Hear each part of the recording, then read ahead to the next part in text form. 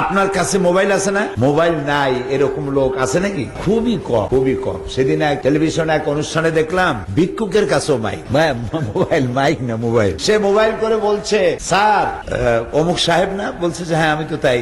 আপনি কে? বলছে আমি তো ফকির সাহেব।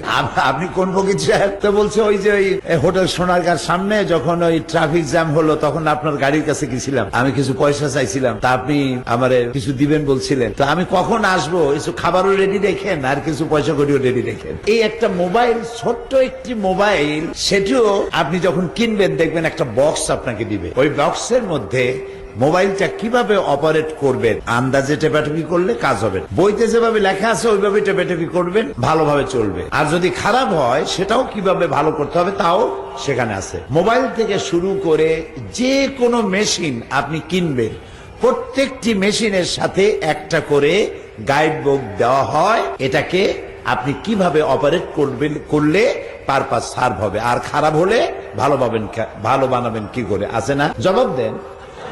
আছে। ছোট্ট একটি মোবাইল চালাবার জন্য, একটা মাইক চালাবার জন্য, একটা ভিডিও ক্যামেরা চালাবার জন্য যদি যারা বানায় তারা বই তৈরি করে দেয়, ওইটার মতো না বানাইলে আন্দাজে হবে না, আন্দাজে হবে না। আপনার মন মতো চালাইলে হবে না।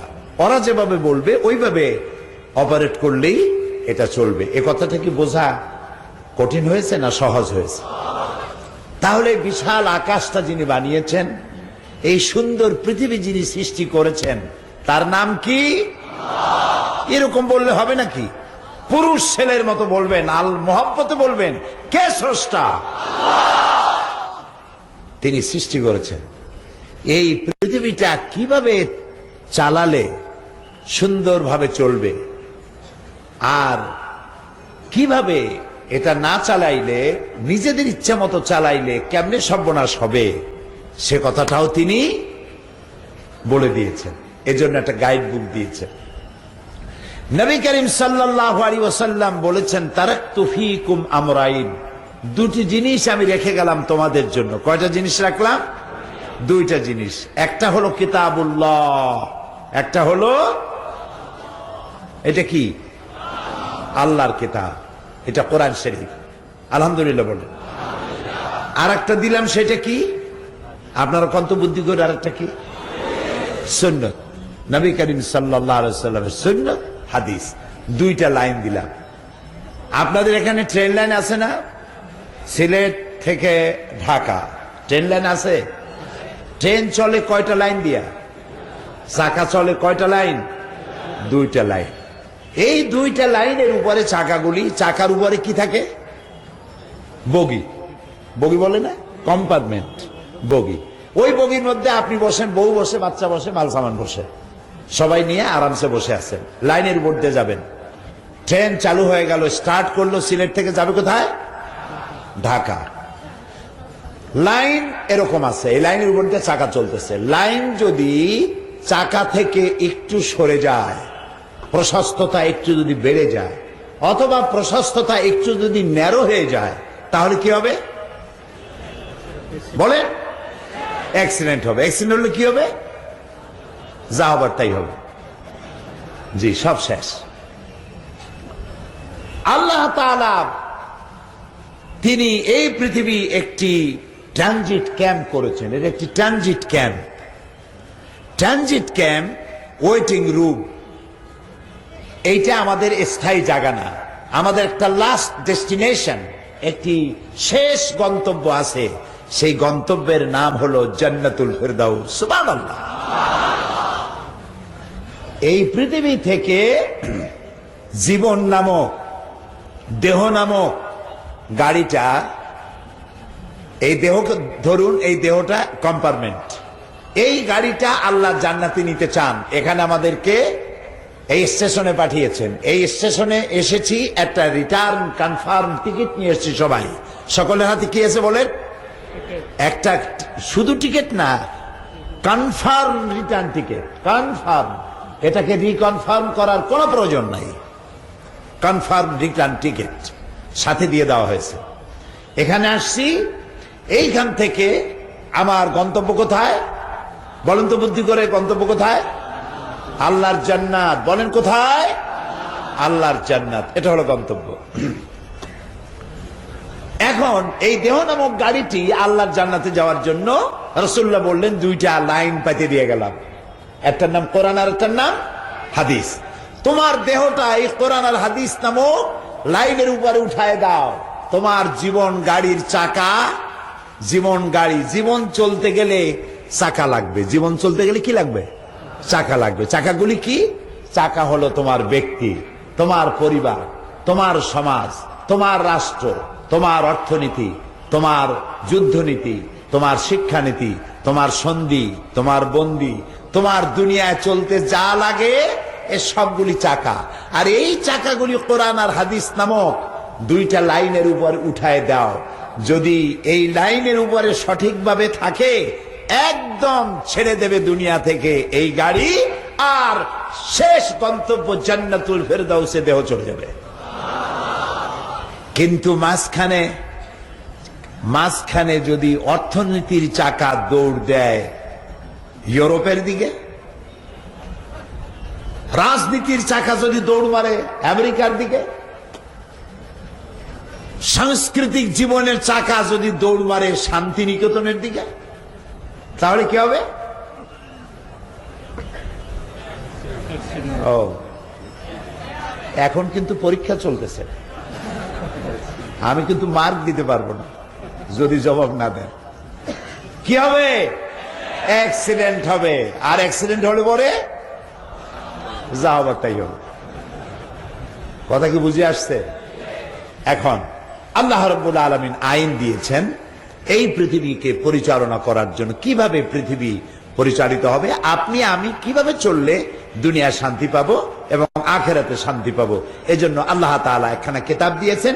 কিতাবখানার নাম কোরআন শরীফ। সুবহানাল্লাহ বলেন।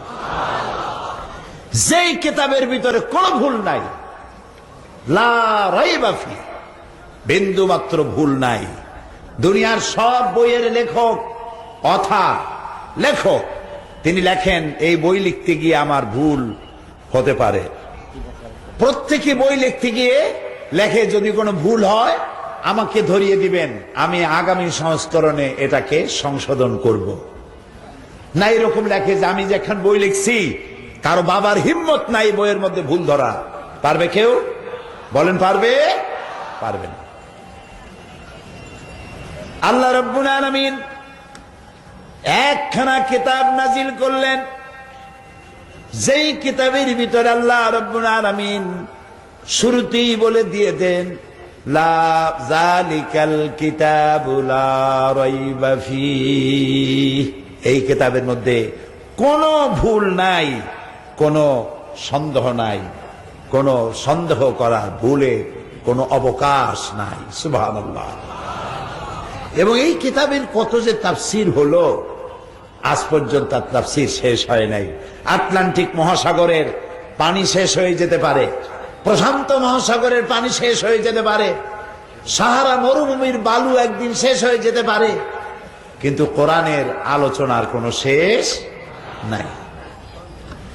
আল্লাহ রাব্বুল আলামিন বলেন قُلْ لَوْ كَانَ الْبَحْرُ مِدَادًا لِكَلِمَاتِ رَبِّي لَنَفِدَ الْبَحْرُ قَبْلَ أَن تَنفَدَ كَلِمَاتُ رَبِّي وَلَوْ جِئْنَا بِمِثْلِهِ مَدَدًا। আল্লাহ রাব্বুল আলামিন বলেন, হে নবী আপনি বলুন, তাম পৃথিবীর সমস্ত পানিগুলি যদি কালি হয়ে যায়, আর সেই কালি দিয়ে যদি আমার রবের কালেমার ব্যাখ্যা লেখা যদি শুরু হয়ে যায়, লিখতে লিখতে তাম পৃথিবীর সমস্ত পানিগুলি শেষ হয়ে যাবে, আমার রবের কালেমার ব্যাখ্যা লেখা শেষ হবে না। এটি আইনের কিতাব, কোরআন শরীফ আইনের কিতাব। সুবহানাল্লাহ, সুবহানাল্লাহ। প্রিয় ভাই সব, এ কোরআন হচ্ছে সেই কোরআন যে কোরআন মরুভূমির রাখালদেরকে, যারা উট আর ছাগলের রাখালগিরি করতেছে, শুনতেছেন আপনারা আমার কথা? শুনতে পাচ্ছেন? মরুভূমিতে যারা উট এবং ভেড়া ছাগলের রাখালগিরি করত, সেই সব রাখালদেরকে ধরে বাদশা বানাই দিয়েছে। তাও সুবহানাল্লাহ কইতে ইচ্ছা করে না। কৃত দাসদেরকে ধরে যুদ্ধের ময়দানে সেনাপতি বানাই দিয়েছে। সাধারণ গ্রামের চাষিকে ধরে বিচারপতি বানাই দিয়েছে। কে করেছে? এই কোরআন। আমাদের কলেজ বিশ্ববিদ্যালয়গুলিতে অনেক সিলেবাসের অনেক বই আছে, এবং এই বইগুলি পড়াশোনা করে বিশ্ববিদ্যালয় থেকে যে ধরনের প্রোডাকশন আমরা আশা করি, বিশ্ববিদ্যালয়গুলি আমাদেরকে সেই ধরনের প্রোডাকশন দিতে পারছে না পারছে না। আমি বলবো না যে বিশ্ববিদ্যালয় এবং কলেজগুলি সব খারাপ ছেলেপেলে বের করছে, আমি বলবো না। তবে আমরা যেমনটি চাই ওই মানের সৎ, চরিত্রবান, যোগ্যতা, দক্ষতা, স্বচ্ছতা, বিশ্বস্ততা দিয়ে পরিপূর্ণ এই ধরনের প্রোডাকশন কম পাচ্ছি, ঠিক না? নবী করিম সাল্লাল্লাহু আলাইহি ওয়াসাল্লাম তার বিশ্ববিদ্যালয়ের সিলেবাসে কিতাব ছিল মাত্র 2খানা। কয়খান ছিল? 2খান। একখানের নাম কোরআন আর একখানের নাম হাদিস। এবার দেখেন তো ছাত্র কারা? আবু বকর, ওমর, ওসমান, আলী, খাব্বাব, খুবাইব, আমর ইবনুল আস, আবু মুসা আশআরী, জুবায়ের, জাবের, আব্দুর রহমান বিন আউফ, আবু উবাইদা ইবনুল জাররাহ, আবু মুসা আশআরী রিদওয়ানুল্লাহি তাআলা আলাইহিম আজমাইন। এসব হচ্ছে রাসূলের বিশ্ববিদ্যালয়ের ছাত্র। সুবহানাল্লাহ। সারা পৃথিবীর সমস্ত বিশ্ববিদ্যালয়গুলি একত্রিত হয়ে হযরত ওমরের মতো একজন শাসক বানাইতে পারবে? হযরত খালেদের মতো একজন সেনাপতি বানাতে পারবে? হযরত আবু বকর রাদিয়াল্লাহু তাআলা আনহুর মতো একজন ন্যায় বিচারক, একজন বাদশা বানাইতে পারবে? পারবে না। তাহলে মূল যে বিষয়টি ছিল সেই বিষয়টি থেকে আমরা সরে এসেছি। আমি আজকে আপনাদেরকে বুঝাইতে চেষ্টা করব, নিজেও বুঝতে চেষ্টা করব। আল্লাহ যেন তৌফিক দেন, বলে না আমি লোকেরা বলে মুফাসসিরে কোরআন, আসলে কি এর মুফাসসিরে কোরআন? আমি তাফসীরের ছাত্র মাত্র, বুঝতে চেষ্টা করতেছি। বিগত অর্ধ শতাব্দী ধরে বুঝতে চেষ্টা করতেছি, কোন কুল কেনারা করতে পারিনি। বুঝিলাম ইহা যে কিছুই বুঝিলাম না। মালুম শোধ কে হিচ মালুম না শোধ। সারা পৃথিবীর এত বড় নিয়ামত যেই জাতির কাছে, সেই জাতি পৃথিবীর মধ্যে আজকে মার খায়। তার নাম সন্ত্রাসী, তার নাম ফান্ডামেন্টালিস্ট, তার নাম রিয়াকশনারি, তার নাম প্রতিক্রিয়াশীল, তার নাম মৌলবাদী, তার নাম পৃথিবীতে সবচাইতে ঘৃণিত নাম ওই জাতির, যেই জাতির কাছে রয়েছে আল্লাহর কোরআন। ইন্না লিল্লাহি ওয়া ইন্না ইলাইহি রাজিউন। এর থেকে মুসলমানদের জীবনে আর বিপদ কি হতে পারে? কোরআনের মতো একখানা কিতাব। দেখুন তো, তাওরাত কে নাজিল করেছেন? একেবারে ঠাস ঠাস করে জবাব দেবেন পুরুষের মতো। তাওরাত কে নাজিল করেছেন? জাবুর কে নাজিল করেছেন? ইনজিল কে দিয়েছেন? আল্লাহ কি বলেছেন জাবুর হেফাজত করব? আল্লাহ কি বলেছেন তাওরাত হেফাজত করব? আল্লাহ কি বলেছেন ইনজিল হেফাজত করব? বলেন নাই। কিন্তু কোরআনের ব্যাপারে বলেছেন। আল্লাহ তাআলা বলেন, ইন্না নাহনু নাযালনা যিকরা ওয়া ইন্না লাহু লাহাফিজুন। কোরআন নাজিল করেছি আমি আল্লাহ, আর এর সংরক্ষণের সবটুকুন দায়িত্ব আমি আল্লাহ আমার হাতে আমি গ্রহণ করেছি। এটা আমি হেফাজত করব। কোরআনটারে কে হেফাজত করবেন? কেন দায়িত্ব নিলেন? এই জন্য নিয়েছেন, ওই সব কিতাবের দায়িত্ব নেন নাই এই কারণে, যেহেতু শরীয়ত ইনকমপ্লিট, শরীয়ত তিনি কমপ্লিট তখনও করেন নাই, নবুয়তের মিশন বন্ধ করেন নাই। কিতাব আসবে, আরো নবী আসবে, সেই জন্য ওটা হেফাজতের দরকার নাই। এগুলি একটা একটা করে কাট হয়ে যাবে। ইনজিল নাজিল হওয়ার পর কোরআন আসলো।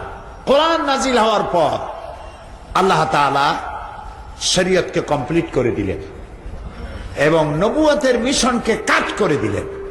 পৃথিবীতে আর নবী আসবে না, নবী আসার প্রয়োজন নাই, আর নবী যখন আসবে না কিতাব আসারও কোনো দরকার নাই। এই জন্য কোরআনে কারীমকে আল্লাহ রাব্বুল আলামিন বললেন এটাকে আমি হেফাজত করব। পৃথিবী পরিচালনার জন্য কোরআন হচ্ছে সব থেকে বড় গাইড, বড় পথপ্রদর্শক কিতাব। এর থেকে সুন্দর কিতাব আর পৃথিবীতে কারো নাই। এই জন্য এই সিলেটে, আমার প্রাণ প্রিয় সিলেটে আজকের এই মাহফিলে যেসব হিন্দু ভাইরা এসেছেন, বৌদ্ধ খ্রিস্টান এসেছেন, সকলকেই কোরআনের মাহফিল থেকে সুস্বাগতম বলছি, মোস্ট ওয়েলকাম বলছি, মারহাবা বলছি, মোবারকবাদ জানাচ্ছি, ধন্যবাদ জানাচ্ছি। কারণ কোরআন আল্লাহ তাআলা শুধু মুসলমানদের জন্য নাজিল করেন নাই। কোরআন কাদের? হুদাল লিন্নাস, বিশ্ববাসীর জন্য। আল্লাহ শুধু মুসলমানদের আল্লাহ নন। যার উপরে নাজিল করেছেন তিনি সকলের জন্য রহমত। আর যে কিতাব নাজিল করলেন সেই কিতাবকে আল্লাহ তাআলা হুদাল লিন্নাস, পৃথিবীর সব মানুষের জন্য নাজিল করেছেন। এই জন্য আমি বলি, হিন্দু, খ্রিস্টান, বৌদ্ধ, আপনার মুসলমান হওয়া লাগবে না।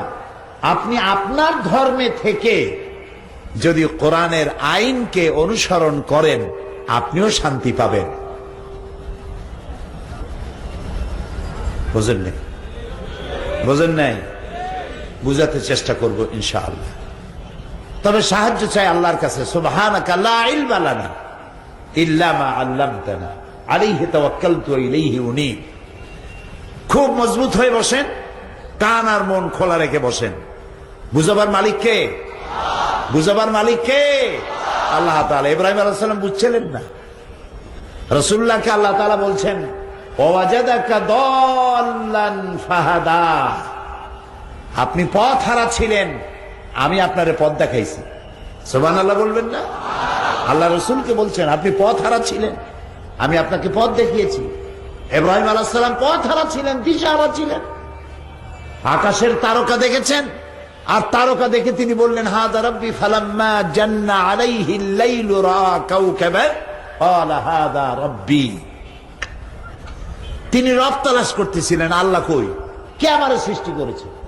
এই যে মূর্তিগুলা, এগুলো মানুষের হাতে বানায়, এগুলোর সামনে মানুষ মাথা নত করছে, আমারে বানাইলো কে?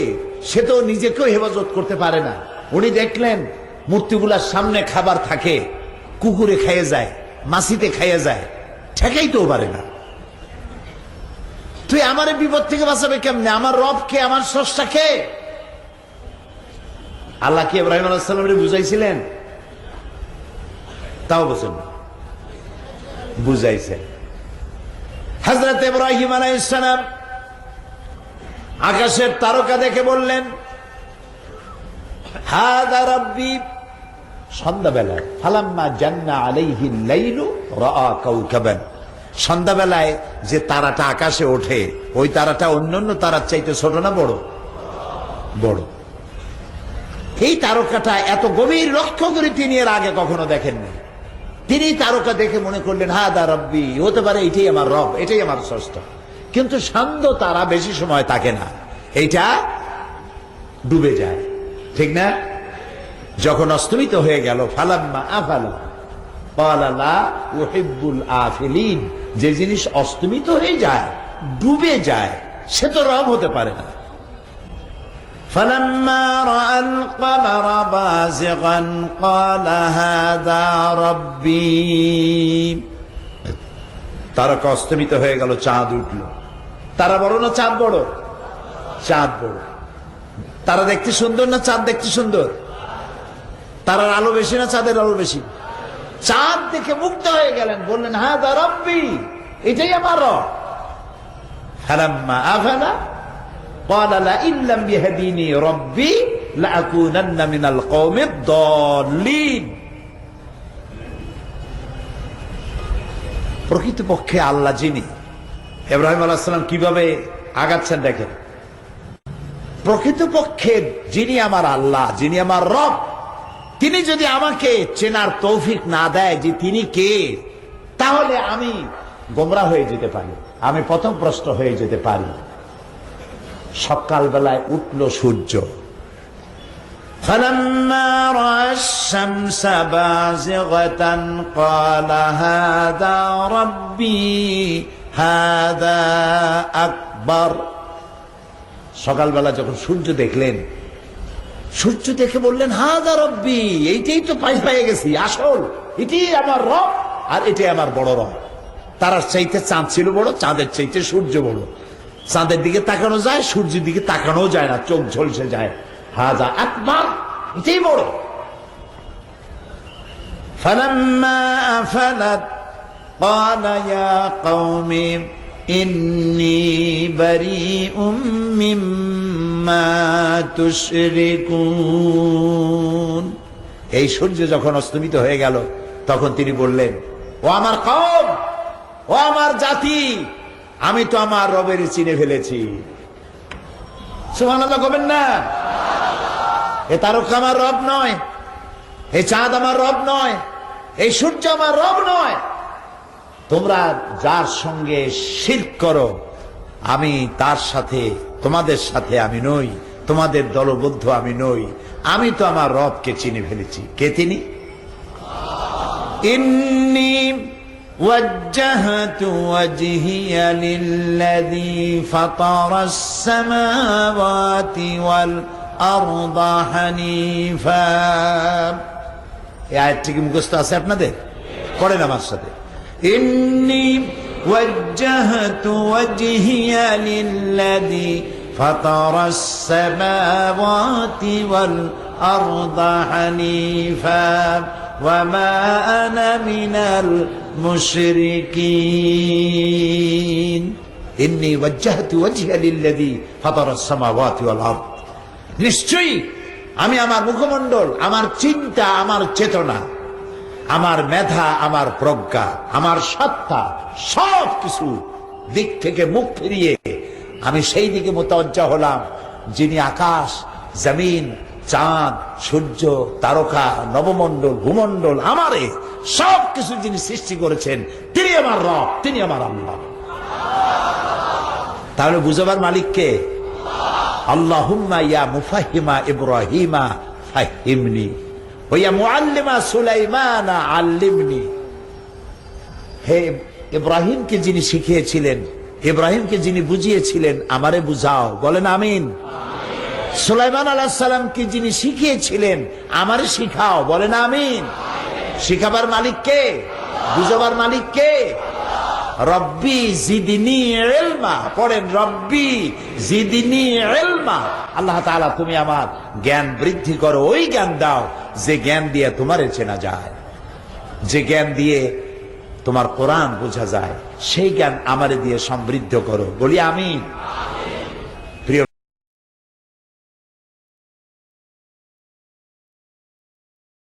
তিনি বলছেন দিকে আর একটা রাস্তা, এর নেতা হচ্ছে কে? কন্ত নাম কন্ত কে?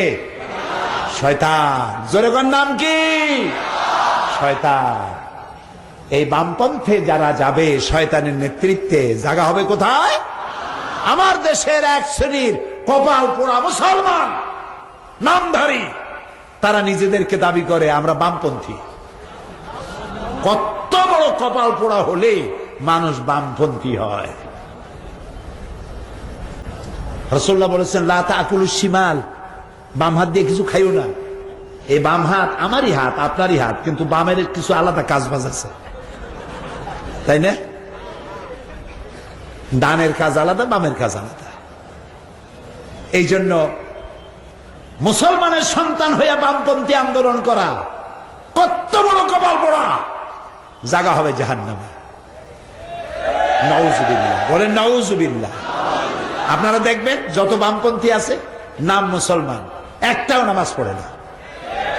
খুঁজে দেখেন, খুঁজে দেখেন। নির্বাচনের সময় দেখা যায় স্লোগান হয় অমুকের চরিত্র ফুলের মতো পবিত্র, নামাজ পড়ে না একক।